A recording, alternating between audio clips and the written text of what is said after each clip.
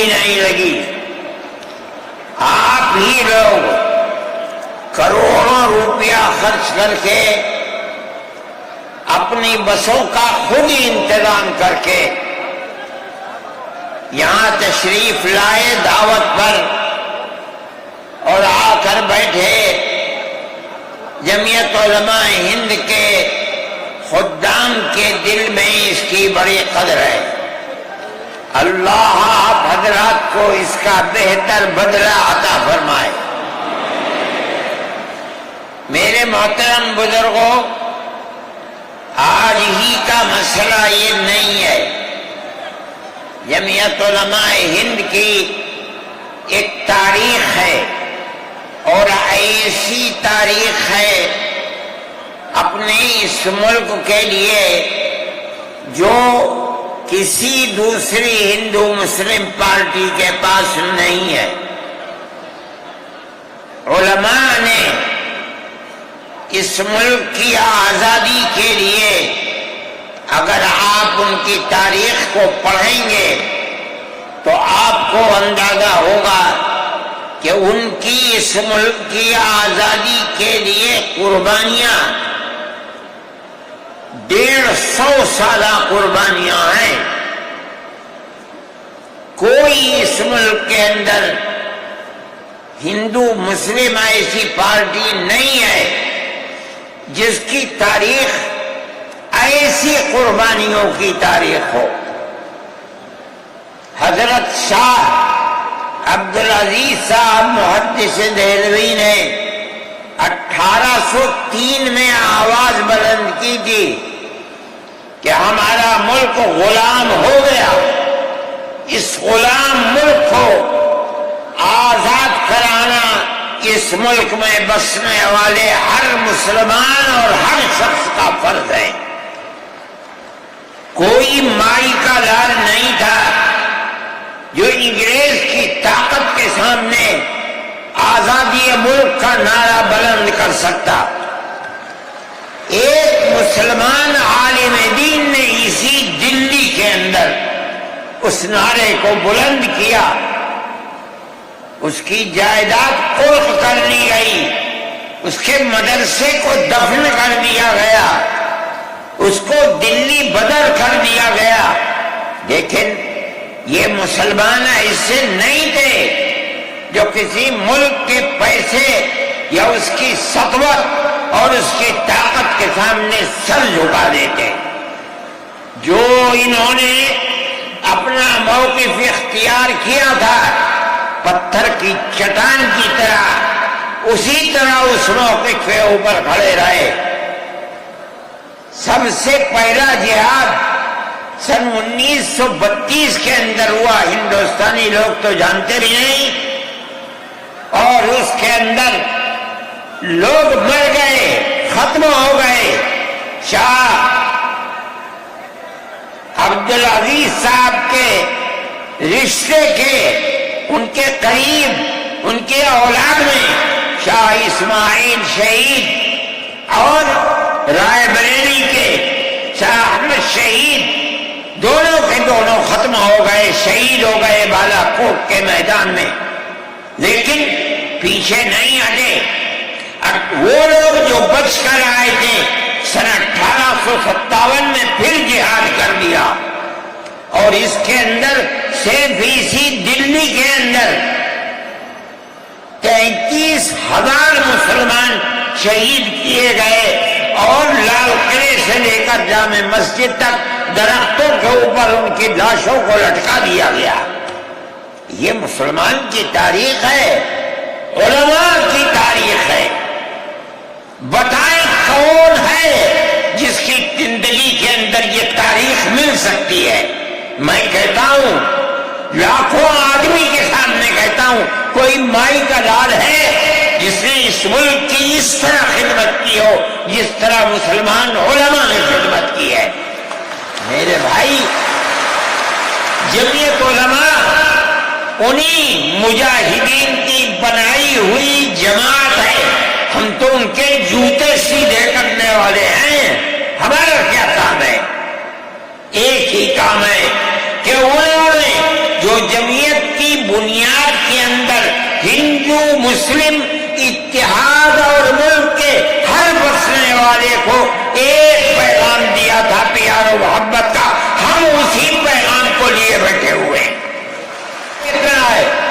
دنیا توڑنا چاہتی ہے، حکومتیں برباد کرنا چاہتی ہیں، فرقہ پرست ذہنیت آگ لگانا چاہتی ہے، یہ نعرہ دینا چاہتی ہے کہ ہندو الگ، سکھ الگ، مسلمان الگ۔ ہم کہتے ہیں نہیں، ہندو مسلم سکھ عیسائی بھائی بھائی۔ یہ ہمارا پیغام نہیں ہے، ان بزرگوں کا پیغام ہے جنہوں نے پھانسیوں کے تختوں کو چوما، اپنے اس ملک کے لیے چوما ہے، اس کی آزادی کے لیے چوما ہے۔ اس ملک کے اندر یگانگت اتحاد جس کو آج آگ لگایا جا رہا ہے، ہمارے بزرگوں نے اسی اتحاد کے لیے اپنی قیمتی جانوں کو قربان کیا ہے، اور ان کا مقصد یہ تھا کہ ملک آزاد ہو جائے، حکومت ایسی بننی چاہیے جو حکومت سیکولر حکومت ہو، کسی کا حق نہ جائے۔ کانگریس اس لیے نہیں بنی تھی، یہ 1803 کی آواز ہے کہ ملک غلام ہو گیا، جہاد کرنا فرض ہے۔ کانگریس کا تو وجود بھی نہیں تھا، کانگریس تو 28 دسمبر 1985 کو بنی ہے، اور اس کا پہلا اجلاس بمبئی کے اندر ہوا ہے۔ آپ لوگ سمجھیں اس کو، کانگریس ملک کو آزاد کرانے کے لیے نہیں بنی تھی، کانگریس کی تجویز موجود ہے۔ وہ کہتے ہیں کہ ہندو مسلم ملک کے بسنے والوں کی اس جنگ و جدال سے دو جہاد، سن 32 کا، 1857 کا، اس جہاد کے نتیجے میں جو برطانیہ کی حکومت اور ہندوستان کی حکومت میں دوری پیدا ہو گئی ہے، کانگریس کا مقصد تھا کہ اس دوری کو ختم کر دیا جائے، ملک کو اپنے گردن سے زنجیر غلامی کی نکال کر توڑ دیا جائے۔ کانگریس کا مقصد نہیں تھا۔ میں آپ سے کہتا ہوں یہ بات ہے، اور کانگریس کی تجویز میں موجود ہے، کوئی اس کی تردید نہیں کر سکتا۔ کسی نے حضرت گنگوہی رحمت اللہ علیہ سے پوچھا کہ ایک جماعت بنی ہے جو ہندوؤں نے بنائی ہے انگریز کے ساتھ مل کر، کیا مسلمان اس جماعت میں شریک ہو سکتا ہے؟ حضرت نے فتویٰ دیا اور یہ کہا کہ جس طرح اپنے کاروبار میں ہندو مسلمان شریک ہو سکتا ہے، اسی طرح اس پارٹی کے اندر بھی ہندو مسلمان شریک ہو سکتا ہے، بشرطے کہ دین کو کوئی نقصان نہ پہنچے۔ اس فتوے کا نام ہے نصرت الابرار، جو پرانی یونین مکتبیں ہیں، لائبریریاں ہیں، یہ آج بھی وہاں موجود ہے۔ یہ صرف فتویٰ نہیں ہے، یہ اس لیے ہے کہ یہ اشارہ ہے کہ مسلمانوں کو کانگریس کے ساتھ شریک ہونا چاہیے، اور کانگریس کے اس نظریے کو بدلنا چاہیے۔ کانگریس کے اندر مستقل غلامی کی زنجیر کو توڑنے کے لیے اور انگریز کے ساتھ جہاد کرنے کے لیے تیار کرنا چاہیے۔ مسلمان جوق در جوق اس کے اندر شریک ہوئے، کانگریس کے اس نظریے کو بدل دیا اور کانگریس کو ملک کی آزادی کے لیے کھڑا کر دیا۔ یہ مسلمان کا، علماء کا، جمعیت علماء کا کردار ہے۔ کوئی مانے نہ مانے، تاریخ میں لکھی ہوئی چیزیں ہیں، ہم سے پوچھے ہم وہ تاریخ کی لکھی ہوئی چیزیں نہیں ہیں۔ ہماری تاریخ کو مٹا دیا گیا۔ وہ طبقہ جو آج ملک کے اندر اسلام اور مسلمانوں کو دفن کرنا چاہتا ہے، وہ ہماری تاریخ کو دفن کرنے کے اندر کامیاب ہو گیا، مگر ہم کہتے ہیں یہ ہماری تاریخ ہے۔ میرے بھائی، ملک اسی طرح چلتا رہا، جیسے جیسے آزادی قریب آتی رہی، جمعیت علماء ہند وہ تنہا ایک جماعت تھی جو برابر موتی لال نہرو، جواہر لال نہرو، گاندھی جی سے یہ بات کہتی رہی کہ ہمیں ضمانت دو، ہم 143 سال ہیں ہماری زندگی جہاد کی زندگی، ہمیں یہ ضمانت دو کہ ملک آزاد ہوگا تو اس کا کردار سیکولر کردار ہوگا، دستور سیکولر دستور ہوگا جس کے اندر ہندو، مسلمان، سکھ، پارسی، عیسائی ہر ایک کو اپنے مذہب کے ساتھ جینے کا حق ہوگا اور حکومت کا کوئی مذہب نہیں ہوگا۔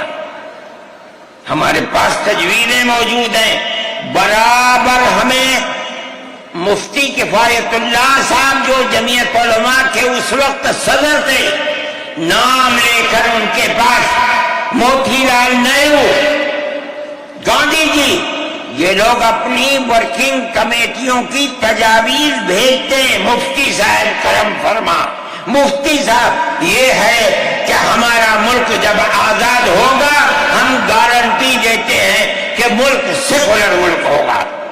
اس کا کیا مطلب ہے؟ ہمارا کردار، ہمارا مذہب، ہمارا وقت، ہر چیز آزاد رہے گا، مسلمان جس طرح چاہے گا اپنی زندگی گزارے گا، اپنے مذہب کو سینے سے لگا کر زندگی گزارے گا۔ میں یہ بات صرف ہوائی نہیں کہہ رہا ہوں، آپ غور سے اس تحریر کا ایک ایک لفظ سنیں۔ ہری پور ضلع سورت کا اجلاس عام جو 19، 20، 21 فروری 1938 میں 47 میں ملک آزاد ہوا، یہ اجلاس 1938 میں، اس سے بھی 9 سال پہلے، یعنی آج کے مقابلے میں 80 سال پہلے یہ اجلاس ہوا تھا۔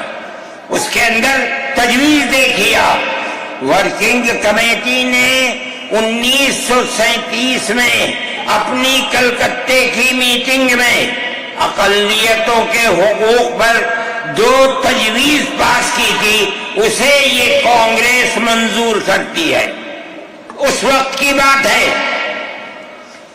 اور نئے سرے سے اعلان کرتی ہے کہ ہندوستان کی اقلیتوں کے تمدنی، مذہبی اور لسانی حقوق کی حفاظت کرنا کانگریس کا پہلا فرض اور بنیادی پالیسی ہے، تاکہ حکومت کی کسی بھی ایسی اسکیم میں جس میں کانگریس شریک ہو، اقلیتوں کو ترقی اور نشو و نما کا زیادہ سے زیادہ موقع مل سکے۔ آپ الفاظ پر غور کیجئے، اور وہ قوم کی سیاسی، اقتصادی اور کلچرل زندگی میں پورا حصہ لے سکے۔ اس کے بعد اس بنیاد پر مسلمانوں کو مطمئن رہنا چاہیے کہ آزاد ہندوستان کی حکومت میں ان کا مذہبی فرائض، اذان، نماز، جمعہ، عید، روزہ، حج، زکوٰۃ، مذہبی تبلیغ، مساجد، مقابر، قربانی، مذہبی جلوس، مذہبی جلسے وغیرہ جملہ مذہبی رسوم اور مذہبی ادارے محفوظ ہوں گے، اور اسی طرح ان کی تہذیب و تمدن، ان کے تعلیمی ادارے، خانقاہیں، امام باڑے، عیدگاہیں، تکیے، کربلائیں، آثار قدیمہ، اوقاف وغیرہ سب محفوظ ہوں گے، اور اسی طرح ان کی زبان، ان کی شاعری، رسم الخط وغیرہ سب کے سب آزاد اور محفوظ ہوں گے، کسی پر کوئی رکاوٹ اور قید نہ ہوگی۔ جو میں آپ سے کہہ رہا ہوں، آپ دیکھیے یو پی کانگریس کا شائع کردہ election election board National Herald press Lucknow 1946 کے اندر شاید 10 فروری میں نے نقل کیا ہے، وہ مٹا ہوا تھا، اس کے اندر یہ بلیٹن شائع ہوا ہے۔ میں کہتا ہوں کہ ہندوستان کی جمعیت علماء کے بار بار کھچوٹے لگانے پر وعدہ کرو کہ ملک سیکولر ملک ہے، وہ وعدہ کرتے چلتے ہیں۔ میں آج آپ سے